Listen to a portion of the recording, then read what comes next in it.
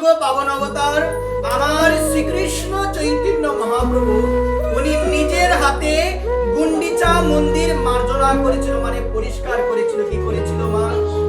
যখন রথযাত্রা হবে, রথযাত্রা হওয়ার পূর্বে আমার মহাপ্রভু তিনি গুন্ডিচা মন্দিরে নিজে জাটা দিয়ে ময়লাগুলো পরিষ্কার করছেন।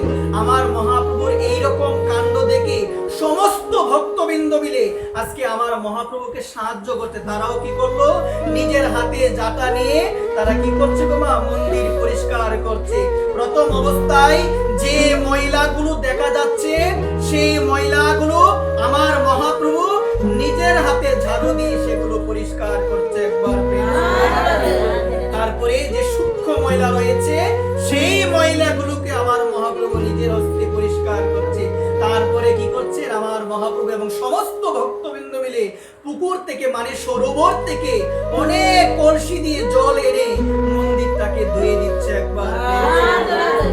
এই জায়গার মধ্যে তত্ত্ব কথায় বলছে মা, ভগবানের আগমন হবে যার কারণে মন্দিরটাকে পরিষ্কার করা হচ্ছে। শাস্ত্র বলছেন আমরাও যেন মা আমাদের হৃদয় মন্দিরে, কোন মন্দিরে গো মা? আমাদের হৃদয় মন্দিরে যেন আমরা ভগবানকে বসাতে পারি মা। আমরা দেখতে পাই গুন্ডিচা মন্দির পরিষ্কার করা হয়, প্রভুর আগমন হবে, ঠিক সেই রকম মা আমাদের ওই হৃদয় মন্দিরটাকে কি করতে হবে গো মা? পরিষ্কার করতে হবে। এই যে গুন্ডিচা মন্দির, এই গুন্ডিচা মন্দিরকে তত্ত্ব কথায় বলা হলো যে এটা হলো আমার হৃদয় মন্দির। ওই হৃদয় মন্দিরে আমার প্রভু জগন্নাথের আগমন হবে। তো আগমন করতে গেলে কি করতে হবে গো মা? এই মন্দিরটাকে পরিষ্কার করতে হবে। কি করতে হবে গো মা? পরিষ্কার করতে হবে। আমার মহাপ্রভু আজকে তিনি ঝাড়ু দিয়ে মন্দির পরিষ্কার করছেন। কি দিয়ে গো? ঝাড়ু দিয়ে। তো আমাদের এই হৃদয় মন্দিরকে যদি আমরা পরিষ্কার করতে চাই, যতই আমরা সাবান দেহের মধ্যে লাগাই না কেন, হৃদয় পরিশুদ্ধ কখনো হবে মা? শাস্ত্র বলছে এই হৃদয়টাকে যদি তুমি শুদ্ধ করতে চাও, ভগবানের নাম দরকার। কার নাম গো মা? ভগবানের নাম দরকার। আমার মহাপ্রভু বলছে মা, চেত দর্পণ মার্জন, এই চিত্তরূপী দর্পণটাকে যদি মার্জন করতে চাও, সর্বদা বদনে বলতে হবে হরে কৃষ্ণ কৃষ্ণ কৃষ্ণ হরে হরে, হরে রাম রাম রাম হরে হরে। এই হরি কীর্তন করতে করতে মা, এই হরি নাম বলতে বলতে তোমার হৃদয়ের ময়লাগুলো দূরে যাবে, তোমার হৃদয়ের ময়লাগুলো দূরে যাবে। এবং ওই ময়লাগুলো যখন দূরে যাবে মা, আমাদের হৃদ মন্দিরে ভগবানের আগমন হবে একবার। যতদিন পর্যন্ত আমার মহাপ্রভু বলছেন, চৈতন্য চরিতামৃতের মধ্যে বর্ণনা আছে, যতদিন পর্যন্ত হৃদয় আয়নার ধুলিগুলো পরিষ্কার না হবে মা, যতদিন পর্যন্ত হৃদয়ের ময়লাগুলো দূরে না যাবে, ততদিন পর্যন্ত আমার ভগবান কৃষ্ণ আমার হৃদয়ে কখনো প্রকাশিত হবে না, কখনো হবে না।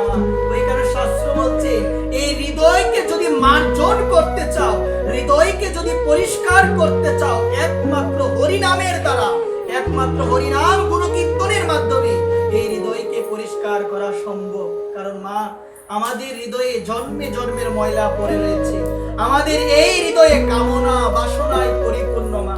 যতদিন পর্যন্ত কাম ক্রোধ লোভ মদ মোহ মাৎসর্য এগুলো হৃদয়ে থাকবে, ততদিন পর্যন্ত মা এই হৃদয়ে কৃষ্ণ প্রেম আসবে না, কখনো আসবে না মা।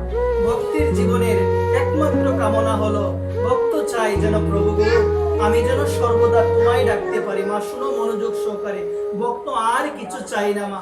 আমাকে যদি একটা জিনিস বলা হয় কিছু চাও আমার কাছে, আমি কত কিছু চাই, ঘর বাড়ি বন জন টাকা পয়সা অনেক কিছু চাই, অনেক কিছু আমি চাই, কিন্তু মা আমার মধ্যে এইরকম ব্যাকুলতা কাজ করে না। যদি চাইতে হয় যেন আমি ওইটা চাই সাধুগুরু বৈষ্ণবের কাছে, যেন আমি কৃষ্ণ প্রেম লাভ করতে পারি, যে প্রেমের মাধ্যমে গোবিন্দের চরণ পাওয়া যায়, যে প্রেম প্রাপ্ত হলে আমার মনুষ্য জীবন সার্থক হয়, ওই দিকে মা আমরা কেউ তাকাই না, ওই দিকে কেউ